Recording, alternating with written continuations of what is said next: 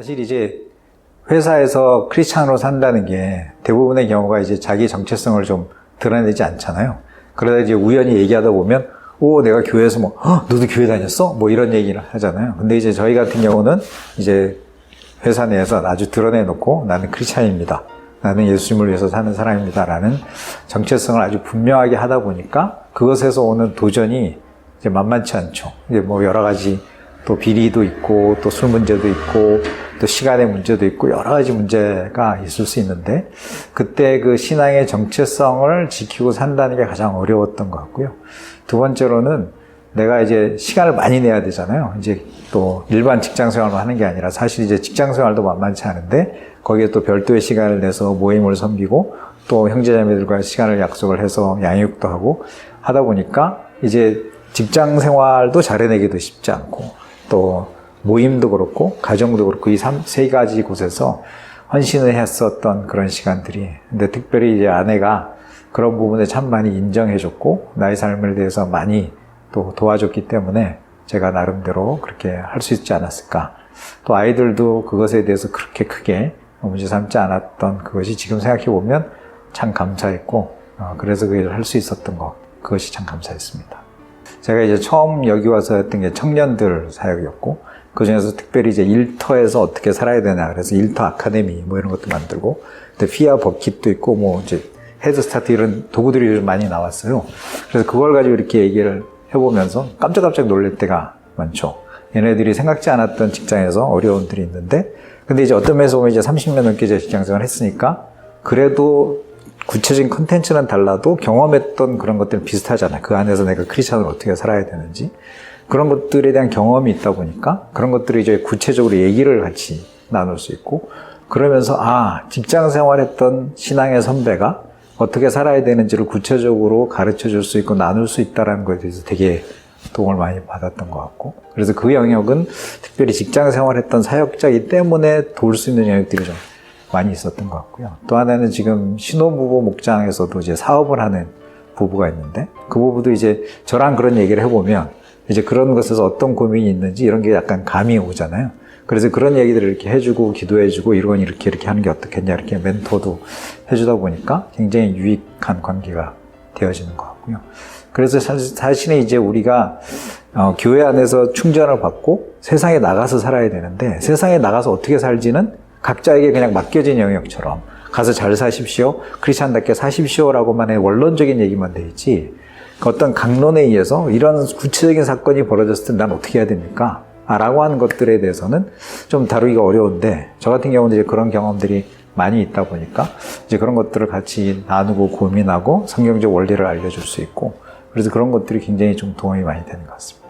사실 이제 교회에서는 믿음에 대한 강조를 많이 하잖아요. 근데 그러면서 한국교회가 많이 놓쳤던 게 그 믿음을 구원받은 자가 어떻게 살아야 하는가 라고 하는 영역을 많이 놓쳐서, 우리 교회에서도 최근에 이제 담임 목사님이 새벽기 때 로마서를 하시고 그 다음에 이어서 야고보서를 했거든요. 그러니까 이제 두 개가 되게 균형이 있잖아요. 믿음으로 살아내는 이신칭의와 그 다음에 믿은 후에 어떻게 살아야 되는지에 대한 야고보의 삶에 대한 이 두 가지가 되어지면서, 목사님도 이제 말씀에 강조하신 게 보여지는 복음, 말로 하는 복음도 필요하지만 보여지는 복음도 필요하다. 이게 복음의 두 수레바퀴가 필요하다 이렇게 말씀하셨더니 굉장히 공감이 되어지고, 또 이제 문제의식을 보면 한국교회가 왜 이런 욕을 얻어먹는가? 그러면 신앙이 약해서는 아닌 것 같아요. 전 세계에서 새벽기도 하는 어마어마한 사람들이 믿음으로 있는데, 근데 그들이 삶의 현장에 가서는 완전히 다른 삶을 사는 거죠.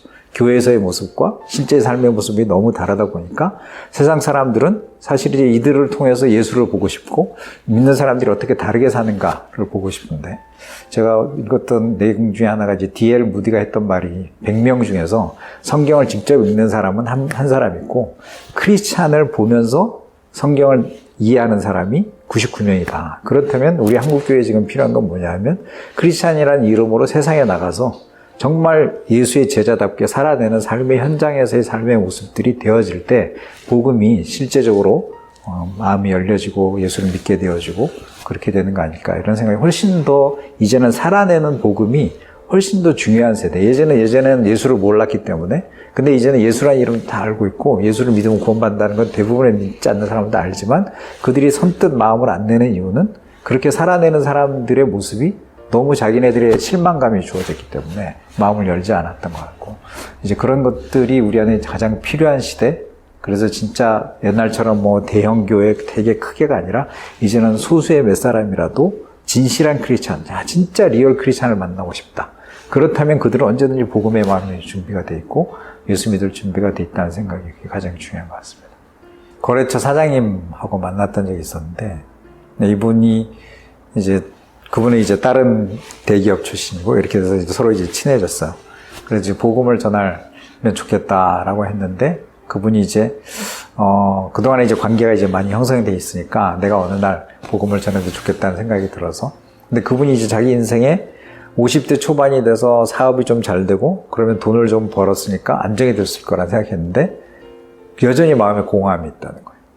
그리고 얼마 전에는 자기가 죽음을 경험했다고, 이제 텔레비를 보고 이제 자기는 누워 있는데 까만 기운이 와서 자기를 빨아들인 거지, 이렇게. 그래서 여보 날 좀 도와줘 그랬는데 와이프는 못 알아듣고, 그래서 자기가 조금 버텼는데 또 까만 기운에서 자기를 하는 걸 보고, 야, 내가 이러면 죽을 수도 있겠구나. 그래서 그때부터 이제 죽음에 대한 또 종교에 대한 그런 것들을 하다가 생각이 점점 깊어진 거죠. 그래서 깊어져서 이렇게 봤더니 태양이 불을 밝히는데 자기가 태양이 꺼진 것까지 고민했다는 거예요. 그래서 내가 많은 크리스찬들을 물어봤거든. 태양이 꺼지는 거 고민해 본 적 사람이 있냐고. 그래서 이 사람이 고민이 이렇게 깊은 걸 보고 사장님 한번 좀 라고 말씀 좀 나누십시다. 이렇게 해서 한 1시간 반, 2시간 이렇게 얘기를 했는데 새벽녘이 됐는데 갑자기 이 사람이 오늘 여기까지 하면 안 되냐고 그래요. 평생 이 사람이 무신론자였거든요. 근데 거기서 내가 모든 설명하는 게 다 믿어진다는 거예요. 그래서 자기가 너무 기분이 이상한데 담배 한 대 피우면 안 되냐. 그래서 아니 지금은 담배 필 시간이고 성령이 역사하시는 시간인 것 같다고. 그래서 그러면 어떻게 하면 내가 예수님 믿을 수 있냐 그래서 손 내보라고. 그래서 제가 술집에서 그때 밤 12시 반에 손잡고 예수님 영접했던 기억이 나거든요. 그래서 그때도 제가 경험했던 건 처음에 관계를 잘 맺고 그런 기회가 왔을 때 복음을 딱 전하면 그 사람이 믿고, 그 다음에 또 하나는 인생이 깊은 고민 속에 있을 때 복음은 너무 가깝게 있다. 그래서 고민하지 않은 사람은 사실 예수님 안 믿는 것 같다는 생각이 들었어요. 그래서 그분이 예수님 받아들이고 자기가 평생 무신론자였는데 자기 입으로 직원들한테 예수 얘기를 하고 있는 그게 자기는 너무 신기하다 그랬던 경험이 내 안에 참 직장 생활하면서 만나는 관계들 있잖아요. 하나님이 맺게 하신 불신자들, 오히려 직장에 있었기 때문에 그런 분들을 만날 수 있었지. 그래서 그분들과 관계를 맺고 복음을 전하고 그랬던 경험이 참 직장에서 잊을 수 없는 사건 중에 하나였던 것 같습니다. 가난한 성도 많다 그러잖아요. 근데 그거는 저는 전적으로 그분들의 문제라기보다는 교회의 문제가 좀 더 컸다고 생각하고, 그럴 때 교회가 정말 사람들이 가고 싶은 곳, 예배를 드리고 싶은데 진짜 하나님이 느껴지는 곳, 하나님의 임재가 있는 그런 교회를 만들어낼 수 있어야, 그리고 다른 사람들한테 야 우리 교회 한번 와봐, 우리 교회 너무 좋아, 우리 목사님 너무 좋아 할 수 있어야 되는데 정작 자기가 우리 교회 자랑하고 싶지 않은 거죠. 그래서 요즘 진짜 많은 사람들이 저보고 어디 이사를 가는데 거기 좋은 교회 좀 추천해 주세요 이러거든요. 근데 정말 저런 내 마음이 너무 아팠던 게, 그냥 집 앞에 있는 아무 교회나 가면 다 교회 가면 예수님 믿고 예배 드리면 되지 라고 말할 수 없는, 야 교회 잘 찾아가야 돼, 교회 아무 데나 가면 안 돼 라고 말하는 시대가 됐다라는 게 너무 마음이 아프고, 이제 그런 면에서 좀 대안적인 것이 정말 사람들에게 이제 칭찬받고 인정받는 그런 교회가 오히려 저는 좀 개척되면 좋겠다는 생각이 들었어요. 그래서 사람들이 여기 왔더니 사랑이 넘쳐, 여기가 너무 좋아, 이런 거. 그래서 제가 이제 감자탕 교회도 5년 동안 섬겼던 적이 있는데, 그 교회에서는 옛날에 진짜 제가 그 어떤 설교보다도 가장 감동적이었던 게, 그게 도봉구에 있다가 노원구로 옮겼거든요. 근데 예배 시간에 도봉구청장이 나와서 영상 편지를 이렇게 틀어준 거예요, 설교 시간에. 근데 그 도봉구청장이 말하기를, 나는 우리 광염교회가 우리 구를 떠나서 딴 데로 가는 게 너무 마음이 아프다, 그 얘기를 하는 거예요. 왜냐하면 그 교회가 너무 잘 섬겨줬기 때문에. 난 그때 그랬던 거죠. 아니 어떻게 하나 구를 옮긴다고 구청장이 저렇게 마음 아파하는 교회가 있을까? 오히려 막 요즘 막 민원도 많고 막 주차 문제 막 그래가지고 아이고 그 큰 교회 가가지고 너무 속 시원하고 좋다 그럴 텐데, 오히려 그랬던 이유는 그 교회가 어려운 사람을 굉장히 많이 섬겨준 거예요. 근데 구청의 예산이 적잖아요. 근데 이제 무슨 일이 있으면 무조건 교회에다 연락하는 거예요. 아, 이거 어려운 일인데, 그럼 도와주겠어. 그럼 가서 도와주면, 어쨌든 이제 구청장 입장에서는 자기 이제 퍼포먼스로 되니까. 그래서, 야, 지역사회에서 저렇게 인정받는 교회가 되면 참 좋겠다. 이런 생각을 했고. 그 다음에 또 하나는 각자 개인들도 지역사회에서, 사실 이제 우리 한국이 지금 다 아파트에 살고 뭐 또 옆에 좀 관심도 없잖아요. 근데 최근에 이제 비비비의 어떤 형제가 바리스타 같은 그런 걸 하는데, 자기가 8세대 사는데, 매 이제 커피를 내려가지고 띵동 그러면 아주 이제 커피 주는 줄 알고 이제 그릇을 갖고 나온다는. 그러니까 사람들하고 이제 친해지고, 그러니까 다른 사람들도 자기 먹을 거 있으면 좀 나누고, 그냥 이게 삭막해지는 그런 세상 속에서. 근데 이제 사람들이, 저 교회 보니까 이제 교패가 붙어 있을 거 아니고, 저 교회 다니는 사람이니까 그런가 보다. 그래서 최근에는 거기에 새 신자, 아니 그 신혼부부가 이제 이사를 왔는데, 그래서 전체가 해가지고, 그러니까 환영 바베큐 파티를 이제 옥상에서 해줘가지고 얘네들이 너무 감동을 받은 거예요. 세상에 서울에서 이런 데가 있냐고. 그래서 내가 참 저렇게 살 수 있다면 언젠가는 이제 아까 말한 대로 복음을 전할 권리를 얻는 거잖아요. 그럴 때 이번 새신자 우리 새가족 축제에 한번 우리 교회 한번 와보지 않겠냐. 그러면 이거 내가 한번 가보죠. 뭐 이렇게 그냥 뭐 예수를 믿는 걸 떠나서 와볼 수 있는 그런 마음도 생길 수 있을 것 같고 너무 감사했고요. 그 다음에 거기 블로그에도 썼지만은 그 우리 세터민 사역을 이렇게 하는데. 한 자매를 위해서 우리 집사님이 그냥 우리가 이제 헌옷 이제 나누기를 이렇게 했는데 그분은 헌옷이 아니라 그 사이즈도 잘 알고 스타일도 잘 알기 때문에 그 사람한테 딱 맞는 원피스를 사가지고 제가 이제 전달해주는 이제 그런 서비스를 했는데 하고 났더니 자기한테 너무 맞는 마음에 드는 걸 줬다고 너무 고마워하면서 이게 예수님의 사랑이구나. 이렇게 될 때 각 사람들이 이제 정말 이곳의 공동체는 다르다.